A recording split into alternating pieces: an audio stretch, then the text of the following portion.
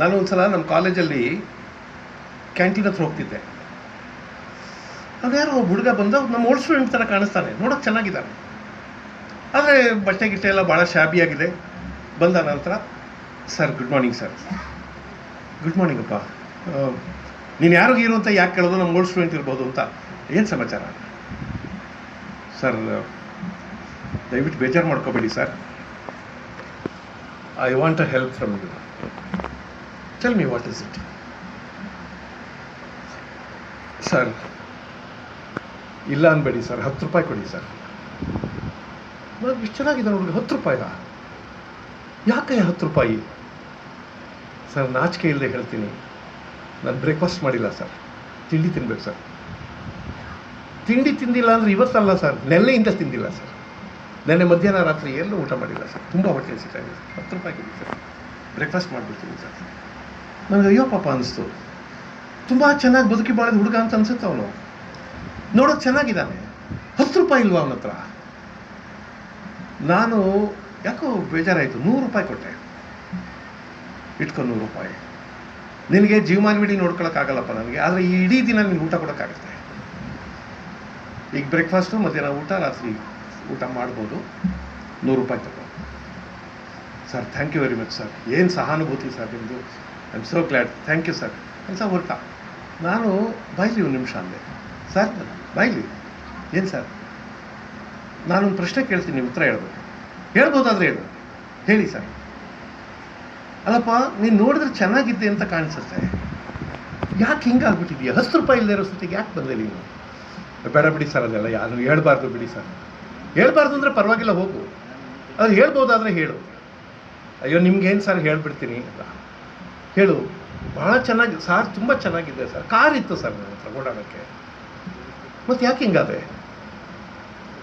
ಬೇಜಾರು ಮಾಡ್ಕೊಬಿಡಿ ಸರ್. ಇಲ್ಲ ಸರ್, ನಾನು ಹಿಂಗೆ 10 ರೂಪಾಯಿ ಕೇಳಿದವ್ರಿಗೆಲ್ಲ 100 ರೂಪಾಯಿ ಕೊಡ್ತಾ ಹೋದೆ ಸರ್.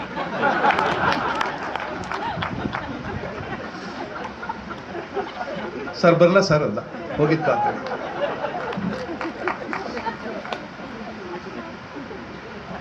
ಆದರೆ ದಿಸ್ ಇಸ್ ಎ ವ್ಯಾಲ್ಯೂ ನಮ್ಮ ಇಂಡಿಯಾದಲ್ಲಿ. ಅಲ್ಲಿ ಹೈಟ್ ಆಫ್ ಸ್ಟುಪಿಡಿಟಿ. ಈಗ ನಮ್ಮ ಮಕ್ಕಳು, ನಮ್ಮ ಮುಂದೆ ಬೆಳೀತಾ ಇರೋ ಮಕ್ಕಳಿದಾರಲ್ಲ, ಯಾರನ್ನೋ ಬೀದಿಯಲ್ಲಿ ಹೋಗೋರನ್ನ ಕರೆದು ಊಟ ಹಾಕ್ತೀವಿ. ಮಗ ಬಂದಾಗ ಹೇಳೋದು, ನೋಡಮ್ಮ ನೀನು ಮನೆಗೆ ಬಂದವರು ಯಾರ್ಯಾರನ್ನೋ ಕರೆದು ಊಟ ಹಾಕ್ಬೇಡ. ಬೆಂಗಳೂರಿನಲ್ಲಿ ಯಾರ್ದೋ ಮನೇಲಿ ಊಟ ಹಾಕಕ್ಕೆ ಬಂದು ದರೋಡೆ ಮಾಡ್ಕೊಂಡು ಹೋಗಿದ್ದಾನಂತೆ. ಅವ್ನು ಬುದ್ಧಿವಂತ, ಜಾಸ್ತಿ ಬುದ್ಧಿವಂತ ಆಗ್ಬಿಟ್ಟವನೆ. ನಾವು ಬದುಕಿರೋ ಜಗತ್ತು, ಅವ್ನು ಬದುಕಿರೋ ಜಗತ್ತು ಬೇರೆ. ಆದ್ರಿಂದ ಅವನೇನೋ ಕಳ್ಕೊಂಡಿದ್ದಾನೆ, ಎಲ್ಲರ ಮೇಲೆ ನಂಬಿಕೆನೇ ಕಳ್ಕೊಂಡಿದ್ದಾನೆ. ನಾವಿನ್ನೂ ನಂಬ್ತಾನೆ ಇದ್ದೀವಿ. ನಾವು ಈಗ ಈ ಯಾರಾದ್ರು ಹೆಣ್ಣು ಗಂಡು ಜಗಳ ಆಡ್ಕೊಂಡಿದ್ರೆ, ಗಂಡ ಹೆಂಡತಿ ಜಗಳ ಆಡ್ಕೊಂಡಿದ್ರೆ, ಅದ್ರ ಮಧ್ಯೆ ಸ್ವಲ್ಪ ಮಾತಾಡೋಕ್ಕೆಲ್ಲ ಹೋಗಿದ್ದೀನಿ ಕೆಲವು ಸಲ. ನಿಮ್ಗೊಂದು ತಮಾಷೆ ಗೊತ್ತಾ? ತುಂಬ ಜನ ಹೆಣ್ಮಕ್ಳು, ಹುಡುಗರು ಏನು ವಾಟ್ ಈಸ್ ಯುವರ್ ಪ್ರಾಬ್ಲಮ್ ಅಂದರೆ, ಅವ್ರು ಹೇಳೋದು ದುಡ್ಡಿಗೆ ತೊಂದರೆ, ಸಂಬಳ ಇಲ್ಲ, ಇನ್ನೇನೋ ಇವಳು ಅಡುಗೆ ಮಾಡೋಕ್ಕೆ ಬರಲ್ಲ, ಇವೆಲ್ಲ ಏನೂ ಅಲ್ಲ ಸರ್. ನಮಗೆ ಟೈಮೇ ಕೊಡಲ್ಲ ಸರ್, ಟೈಮೇ ಕೊಡಲ್ಲ ಸರ್. ಹಂಗಂದ್ರೆ ನಮ್ಮ ಟೈಮೇ ಕೊಡಲ್ಲ. He is on is own, I am on my own. ಮತ್ತು ಅದಕ್ಕೇನು ಮಾಡೋಣ? ಅದಕ್ಕೆ ಯಾರು ಟೈಮ್ ಕೊಡ್ತಾರೋ ಆ ಕಡೆ ಹೋಗ್ತೀವಿ sir. It is as simple as this. ಅಲ್ಲಿ ಬಂದ್ಬಿಟ್ಟಿದೆ ಅದು. ನಾನು ಅವ್ರಿಗೊಂದು ಕತೆ ಹೇಳಿದೆ. ಹೆಚ್ಚು ಕಡಿಮೆ ನಮ್ಮ ವಯಸ್ಸಲ್ಲಿ ಒಂದು 50 ಮೇಲೆ ದಾಟಿರೋರಿಗೆಲ್ಲ ಅರ್ಥ ಆಗುತ್ತೆ. ಮೈಸೂರಿನಲ್ಲಿ TS ವೆಂಕಣ್ಣಯ್ಯನವರು ಅಂತ ಒಬ್ಬ ಮಹಾನುಭಾವ ಇದ್ದರು. ಅಂಥ ಮಹಾನುಭಾವನ ನೀವು ಇನ್ನೊಬ್ಬರು ನೋಡೋಕ್ಕಾಗೋದಿಲ್ಲ. ದೈವ, ಅದು ದೈವವೇ, ಮನುಷ್ಯ ಅಲ್ಲ, ಅವರು ದೈವ. ಬಹಳ ಜನ ಹಂಗೆ ಬರೆದಿದ್ದಾರೆ. ಒಬ್ಬರಿದ್ದರು ಕಲ್ಪವೃಕ್ಷದಂತೆ ಎತ್ತರವಾಗಿ ಅಂತ ಕೆ. ಎಸ್. ನರಸಿಂಹಸ್ವಾಮಿ ಬರೀತಾರೆ. ಕುವೆಂಪು, ನಾನು ದೇವರನ್ನ ನೋಡಿರೋದು ವೆಂಕಣ್ಣಯ್ಯನವ್ರನ್ನ ಮಾತ್ರ ಅಂತ. ಅವ್ರಿಗೆ ಆ ಕಾಲದಲ್ಲಿ ಕನ್ನಡದ ಮೊದಲನೇ ಪ್ರೊಫೆಸರ್ ಯೂನಿವರ್ಸಿಟಿನಲ್ಲಿ 350 ರೂಪಾಯಿ ಸಂಬಳ ಬರೋದು. ಆದರೆ ಮನೆಗೆ ಬಂದವರಿಗೆಲ್ಲ ಊಟ ಹಾಕಿ ಯಾವಾಗಲೂ ಸಾಲದಲ್ಲಿರೋರು, ಯಾವಾಗಲೂ ಅಂಗಡಿಯಲ್ಲಿ ಸಾಲ, ಮನೆಗೆ ಬಂದವರಿಗೆಲ್ಲ ಊಟ. ಆಮೇಲೆ ಊಟ ಮಾಡೋಕ್ಕಾಗಲಿಲ್ಲ ಅಂದರೆ ಕಾಫಿ, ಬಂದವ್ರಿಗೆಲ್ಲ ಕಾಫಿ. ಈ ವೆಂಕಣ್ಣಯ್ಯನವ್ರ ಕಥೆ ಏನೋ ಸರಿ, ಒಂದು ಫೆಮಿನಿಸ್ಟ್ ಪಾಯಿಂಟ್ ಆಫ್ ವ್ಯೂ ಅಂತಿದೆ. ಆ ಹೆಣ್ಮಕ್ಳ ಗತಿ ಏನಾಗಿರ್ಬೋದು? ಆಮೇಲೆ ನಿಮಗೆ ಈ ಕಾಲದ ಹೆಣ್ಮಕ್ಳಿಗೆ ಭಾಳ ಟೈಮ್ ಇದೆ. ಪ್ರೆಸ್ಟೀಜ್ನವರು, ಹಾಕಿನ್ಸ್ನವರು ನಿಮ್ಗೆ ಟೈಮ್ ಕೊಟ್ಬಿಟ್ಟಿದ್ದಾರೆ. ನೀವು ಒಲೆ ಮೇಲೆ ಇಟ್ಟರೆ ತೊಳೆದಿಡ್ತಾ ಇದ್ದೀರಾ, ಸೊ ತೊಳೆಯೋಕ್ಕೆ ಯಾವ್ದಾದ್ರು ಬೇರೆ ಮಿಷಿನ್ ಇದೆಯಾ? ನೀವೇ ತೊಳಿಬೇಕಲ್ವಾ? ಕಷ್ಟ ರೀ. ನಾವೇ ತೊಳೆದು ನಾವೇ ಇಡಬೇಕು ಅಂತ ಅಂತಾರೆ ಈಗ ಮುಂದಿನ ಮಕ್ಕಳು. ಅಂದರೆ ಯಾವ್ದಾದ್ರು ಬೇರೆ ಕ್ರೇನ್ಗಿನ್ಗೆ ಹಾಕ್ಬಿಟ್ರೆ ಅದೇ ಬಂದಿಡ್ತದ ಅಂತ. ನಮ್ಮ ಮನೇಲಿ ಏನು ಗೊತ್ತಾ, ನಾವೇ ಅನ್ನ ತೊಳೆದು ನಾವೇ ಕುಕ್ಕರ್ನಲ್ಲಿ ಹಾಕಿ ನಾವೇ ಒಲೆ ಮೇಲೆ ಇಡಬೇಕು. ಕಷ್ಟ. ಹಿಂದೆ ಒಲೆ ಹಚ್ಚೋದೇ ಅರ್ಧ ಗಂಟೆ ಆಗ್ತಿತ್ತು.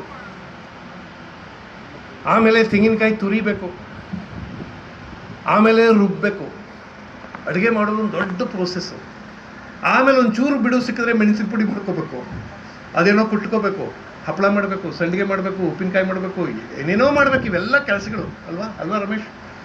ಎಷ್ಟು ಕೆಲಸ ನೋಡಿದ್ದೀವಿ ನಾವು. ರಮೇಶ್ ನನ್ನ ಸಹಪಾಠಿ, ನನಗೆ 1 ವರ್ಷ ಸೀನಿಯರ್ ಅವರು, ಯುವರಾಜಸ್ ಕಾಲೇಜಲ್ಲಿ. ಅವ್ರು ಈ ಊರಿನವರು, ಮೈಸೂರಿನಲ್ಲಿ ಬೆಳೆದವರು. ನನಗೆ ಅವ್ರು ನೋಡಿ ರೋಮಾಂಚನ ಆಗೋಯ್ತು. ಇರಲಿ, ಅಷ್ಟೆಲ್ಲ ಮಾಡಬೇಕಾಗಿತ್ತು ಆ ಹೆಣ್ಮಕ್ಳು. ಅವ್ರಿಗೆಲ್ಲಿತ್ತು ಟೈಮ್ ಕೊಡೋಕ್ಕೆ ಅಂತ. ಆ ಅಮ್ಮ ಯಾವತ್ತೂ ನಮ್ಮ ಯಜಮಾನ ಟೈಮ್ ಕೊಟ್ಟಿಲ್ಲ ಅಂತ ಹೇಳೇ ಇಲ್ಲ. ಬಂದವ್ರಿಗೆಲ್ಲ ಊಟ ಹಾಕೊಂಡಿದ್ರು, ಮೂಗೆತ್ತಿನ ಥರ ದುಡಿಯೋರು. ಇನ್ನೂ ತಮಾಷೆ ಹೇಳ್ತೀನಿ ಕೇಳಿ. ಮನೆಗೆ ಒಂದು ಅರ್ಧ kg ಕಾಫಿ ಪುಡಿ ತರೋರುತ್ತೆ.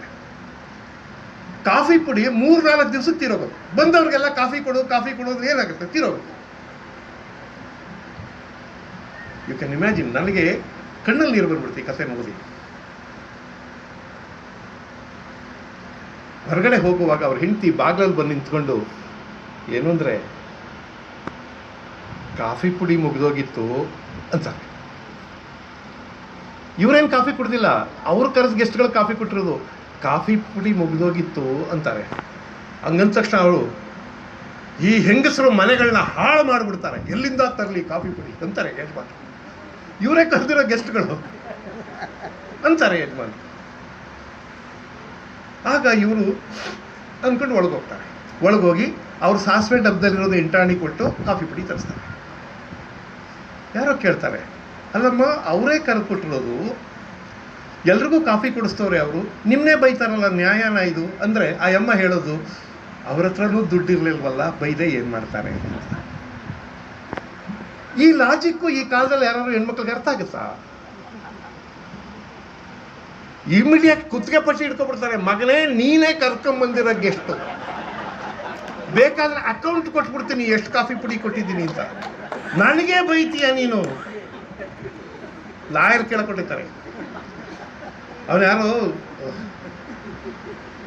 ಫ್ರೆಂಡ್ ಹೇಳಿದಂತೆ, ಏನು ಲೈಫಯ್ಯ ನಂದು, ದೊಡ್ಡ ಜಮೀನ್ದಾರನ ಮಗ, ಮದುವೆ ಮಾಡ್ಕೊಂಡು ಬಂದರೆ ಮೊದಲನೇ ದಿನ ಪಾತ್ರೆ ತೊಳಿ ಅಂತಾಳೆ. ನಮ್ಮ ಅಪ್ಪ ಪಾತ್ರೆ ತೊಳೆದಿಲ್ಲ ಮನೆಯಲ್ಲಿ, ನನ್ನ ಮರ್ಯಾದೆ ಏನಾಗಬೇಕು, ಪಾತ್ರೆ ತೊಳಿ ಅಂತಾಳೆ ಇವಳು. ಅವನು ಅವರ ಫ್ರೆಂಡು ಇನ್ನೂ ಫಾರ್ವರ್ಡ್ ಅವರು, ಇದಕ್ಕೊಂದೇ ಮಂತ್ರ, ಏನು ಡೈವರ್ಸ್ ಕೊಡ್ತೀನಿ ಅಂತ ನೋಟಿಸ್ ಕೊಡು, ಬರ್ತಾಳೆ ಅವಳೆ ದಾರಿಗೆ. ಸುಮ್ಮನೆ ಒಂದು ನೋಟಿಸ್ ಕೊಡು, ಅವಳೇ ದಾರಿಗೆ ಬರ್ತಾಳೆ. ನೀನೇನು ಕೊಡಬೇಕಾಗಿಲ್ಲ, ಒಂದು ನೋಟಿಸ್ ಕೊಡಿ ಸಾಕು, ಅವಳೇ ದಾರಿಗೆ ಬರ್ತಾಳೆ. ಹೌದಾ? ಯಾರು ಕೇಳಿ ಕೊಡಿಸ್ಲಿ? ಅಲ್ಲೊಬ್ಬರು ಲಾಯರ್ ಇದ್ದಾರೆ, ದಾಮೋದರ್ ಅಂತ. ಸುಮ್ಮನೆ ಒಂದು ಹೆಸರು ಹೇಳ್ತಾ ಇದ್ದೀನಿ, ಆಮೇಲೆ ಯಾರ್ದೋ ಅನ್ಕೊಂತೀರ. ಆ ದಾಮೋದರ್ ಹತ್ರ ಹೋಗು, ಅವರು ಫಸ್ಟ್ ಕ್ಲಾಸ್ ನೋಟಿಸ್ ಕೊಡ್ತಾರೆ. ಅಷ್ಟು ಕೊಟ್ಟರೆ ಸಾಕು, ದಾರಿಗೆ ಬರ್ತಾಳೆ. ದಾಮೋದರ್ ಹತ್ರ ಹೋದ್ರು. ಇವನು ಬೆಳಗ್ಗೆನೇ ಓಡ್ಬಿಟ್ಟ, 7 ಗಂಟೆಗೆ, ಬೇಗ ನೋಟಿಸ್ ಕೊಡಿಸ್ಬಿಡೋಣ ಅಂತ. ಇವನು ಅರ್ಜೆಂಟಾಗಿ ಬಂದಂತ ಅವ್ರು ಬರ್ಬೇಕಲ್ಲ, ಅವ್ರು 10 ಗಂಟೆಗೆ ಬಂದರು. ನಾನು ಸಾರ್ ಬೆಳಗ್ಗೆ 7 ಗಂಟೆಗೆ ಬಂದಿದ್ದೀನಿ ಸರ್, ನೀವೇನು ಸರ್ ಅಂದ. ಅವನು ಸುಮ್ಮನೆ, ನಾನು ಪಾತ್ರೆ ತೊಳೆದು ಬಟ್ಟೆ ಒಗೆದು ಮನೆ ಒರೆಸಿ ಎಲ್ಲ ಮಾಡೋ ಒಟ್ಟೊತ್ತಿಗೆ ಲೇಟ್ ಆಗಲ್ವ ಅಂದ. ಅವನು ಬರ್ತೀನಿ ಸಾಹೇಬ್ರೆ, ಇನ್ನೊಂದ್ಸಲ ಬರ್ತೀನಿ. ಅಲ್ಲ, ಅದೇನು ನಿಮ್ಮ ಕೇಸ್ ಹೇಳು.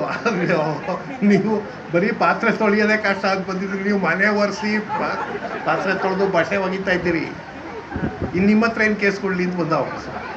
ನಾನು ಹೇಳ್ತಾ ಇರೋದು ಏನಂದರೆ, ಈ ಥರದ ಮಾಡೆಲ್ಗಳಿವೆಯಲ್ಲ ಲೈಫಲ್ಲಿ. ನೀವು ಇಂಗ್ಲೀಷ್ ಭಾಷೆಯನ್ನು ಬರೀ ಇಂಗ್ಲೀಷ್ ಕಲಿಯೋಕ್ಕಾಗೋದಿಲ್ಲ. ದಿಸ್ ಕಲ್ಚರ್, ದಿಸ್ ಥಿಂಕಿಂಗ್, ಅದು ಅದರ ಜೊತೆಲೇ ಬಂದ್ಬಿಡುತ್ತೆ. ನನಗೆ ಟೈಮೇ ಕೊಡ್ತಾ ಇಲ್ಲ, ನನ್ನ ನೀವು ನೋಡ್ಕೊತಾ ಇಲ್ಲ. ಆದರೆ ಕನ್ನಡದ್ದು ನಾವು ನಮ್ಮ ತಾತ ಮುತ್ತಾತಂದ್ರೆ ಬದುಕಿದಂಥ ಬದುಕು ನಮಗೆ ಯೂಸ್ ಆಗಿದೆ. ಇದು ಸರಿ ತಪ್ಪು ಹೊರಗೆ ನಿಂತವರು ಏನಾದರೂ ಹೇಳಿ, ಆದರೆ ನಮಗೆ ಹೊಂದಿಕೆ ಆಗಿದೆ ಜೀವನ. ಅರೆ, ಹೊಸ ಬದುಕನ್ನು ನೋಡ್ತಿದ್ದೀವಿ ಅಂದ ತಕ್ಷಣ ನಮ್ಮದನ್ನೆಲ್ಲ ದೂಡ್ಬಿಡ್ಬೇಕು ಅಂತ ಅರ್ಥ ಅಲ್ವಲ್ಲ, ನಮ್ಮದನ್ನು ಕಳ್ಕೋಬೇಕು ಅಂತ ಅರ್ಥ ಅಲ್ವಲ್ಲ.